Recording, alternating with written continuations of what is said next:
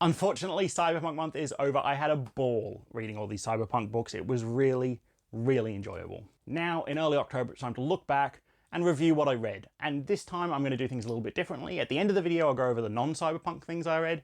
But for the main meat of this video, I want to rank the Cyberpunk books I read from worst to best. So first, at my lowest ranking of 6, and this is technically cheating a little bit because I read this slightly before the start of September, but it is what sparked the idea to do Cyberpunk month, so I'm including it because it's my video, sue me. So at number 6, my least favorite Cyberpunk book that I've read recently, or probably ever, unfortunately, is Count Zero by William Gibson. The follow-up to Neuromancer did in no way live up to my expectations. I thought there was very little of the magic that Neuromancer had captured for me. I thought there were 3 different, almost completely unconnected stories that even when they started to brush up against each other very near the end, did so really disappointingly. My favourite characters in the stories had almost no agency over their own stories, despite nominally being the main characters.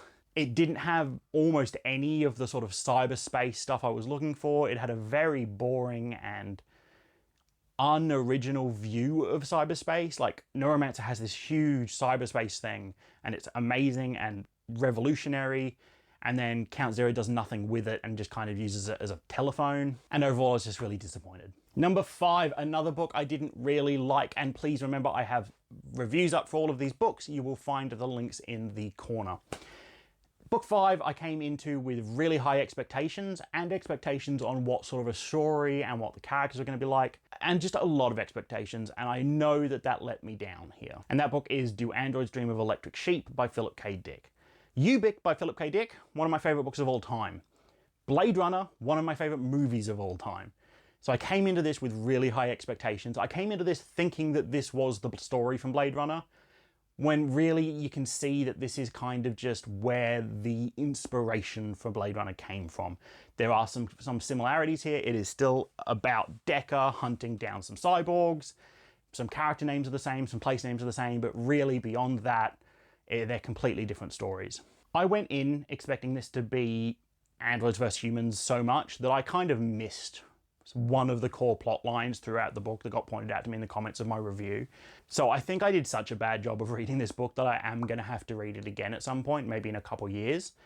But I just wasn't enjoying it, and it's not very cyberpunky. I went in expecting it to be a cyberpunk story, but I now see that while Blade Runner is where we kind of get the visual language of cyberpunk from, that's 100% movie. Like, that doesn't really exist here. You have some of the sort of corporation stuff, the sort of dying Earth sort of feeling, but it's very clearly like proto-cyberpunk at best. And I think you guys would probably enjoy it if you go in with the sort of expectations that it is its own story. It isn't just Blade Runner in a book form. But for me, it was my second least favourite this month. But enough complaining, because everything else I read this month I thought was fantastic. So up next in number 4 is Burning Chrome, the short story collection by William Gibson, with, I think, 3 stories set directly in the sprawl from Neuromancer, and then some other stories that are cyberpunk adjacent, and some others that are just pure sci-fi. This short story collection was a dream. I ranked it on my sci-fi tier list. There were a few stories that just didn't land for me, but for the most part, I thought they were almost all really fun, all written with that Gibson flair that makes things sometimes hard to follow, sometimes a bit confusing, but gives them such presence on the page, makes them feel so firmly planted in the universe in which they are, that I just fall in love with it immediately. So yeah, that's one of my favourite short story collections I've ever read, and definitely my favourite of the year. No, I can't say that. So yeah, it's one of my favourite short story collections I've read, and I really recommend you check it out. Book 3 is Falling into Oblivion.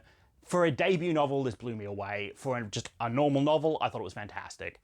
This is a cyberpunk detective noir story with a character that really reminds me of Harry Dresden from the Dresden Files. He's got that really strong, dry inner voice, that sort of can't be bothered with this, but I'm a good person, so I will sort of feeling. I really enjoyed the fact that it's just one story, one set of characters, one case. You know, too often I think a lot of books have 3, 4, 5 coinciding storylines, and often that doesn't play out all too well for me, but this was just one storyline, start to finish, Really, really enjoyable, some really fun twists and turns, and the mystery at the core of the story was really enjoyable. And just for full transparency, I was provided a review copy of this one, but you can check out my review up there, and the book comes out in, I don't know what day this video is going out, October 4th, and I really enjoyed it. 1 and 2 was really hard for me, but 2 has to be book 3 of the ℓ trilogy, Mona Lisa Overdrive. This book was really powerful in that it managed to grab all the loose ends and all the issues that I kind of had with Count Zero and Neuromancer's endings and tie them all together. After finishing Mona Lisa Overdrive, I feel pretty confident that I could sit down and explain start to finish the story of the ℓ trilogy to anyone, full of spoilers, pointing out, you know, this is why this happened, this is who was behind this plot point was leading to this. The reason the ending had to be this way is because this was happening behind the scenes. And I just felt really, really satisfied at the end of Mona Lisa Overdrive. As I said, I had complaints coming off the ending of Neuromancer, and I had a lot of complaints about Count Zero. And while I still don't think Count Zero is a particularly good book for me, it now does have a purpose. All its plot points that I have issues with do serve a point that gets built to in Mona Lisa Overdrive. And Mona Lisa Overdrive does the multiple stories but kind of connected plot thing much, much better than Count Zero did. While all the stories are separate for a very long time, you can absolutely see how they are all connected. And you can see how they interact and how they're affecting each other.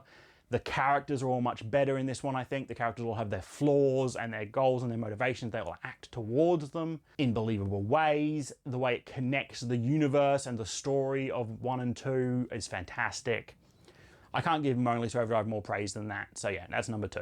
And it's just knocked out by Snow Crash by Neil Stephenson. This, I have a review again in the corner, but this book is just Cyberpunk turned up to 11, 12, 13 on the dial. This book is over the top, crazy, and almost perfect. It spends like 100 pages too much on a boring history lesson. But if you removed that, then this is one of my favorite books of all time. This book was the best book I read this month, and it is very nearly my favorite Cyberpunk book. But that being said, I read Neuromancer at the start of the year. Is Neuromancer still my favorite Cyberpunk book? Yes, absolutely. Neuromancer is still better than anything I read this month. But it's pretty close with the likes of Snow Crash. They are definitely different feelings. Snow Crash is more fun. Neuromancer is harder to read for sure. Neuromancer is more of a sort of heist story, while Snow Crash is more of a investigation adventure sort of story. But both of them have fantastic characters, both of them have fantastic technologies and views and world building.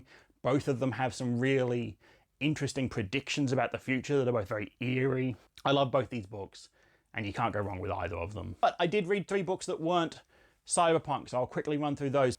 First off, I finished book 4 of *𝕤𝕠𝕠𝕜𝕜, a Warhammer 40,000 novel about basically foot soldiers, and that's called Honor Guard, and I really, really liked it. I thought it was pretty good. I thought it probably wasn't as good as book 3, Necropolis, but I still really enjoyed it. The story about sort of defending a holy planet against a chaos invasion, and about the titular Honor Guard, this journey to the sort of monumental temple and retrieving some artifacts from there. And I really enjoyed it. It has good characters still. It continues to show that it's not just like a silly war action pulp book. It has some emotional beats that are really, really well done. Overall, I'd give this one like a 3 stars. Book 5 of Gaunt's Ghost, Guns of Tanith. This one is a 5-star read for me. This, I think, is the best Gaunt's Ghost book I've read so far. I think the action is at its best here with the sort of drop combat, the tight spaces of this environment that they're fighting in. I think the character work here is at its best. I think the twists and turns and reveals are at the best, and it definitely has the best emotional impact and the emotional hits that I've had so far from the series, and it makes me really excited to continue reading. And also, we finished the Red Mars read-along. Well, I finished reading it. I haven't actually put up the last video yet. I was getting Cyberpunk Month out of the way, so that video will be coming up in the next week or 2. But yes, Red Mars by Kim Stanley Robinson. I finally finished it, and I'm really happy that I did. I dragged a bit in the middle. The book is quite long. I have some issues with it, mostly in the giant time jumps kind of disconnect me from our characters a lot. And I had issues often figuring out exactly where we were in the timeline. But overall, it does give me most of what I really wanted out of that story, which is finding out how the political climate on Earth and how the corporations on Earth deal with this Mars expansion, with this Mars colony, how the people on Mars have to deal with these things. The political and social and economic repercussions of the terraformation of Mars and the colonization of Mars is all here. It's all really interesting, and it does get me really excited to read Green Mars Book 2. Overall, I think I'm going to give Red Mars 4 stars.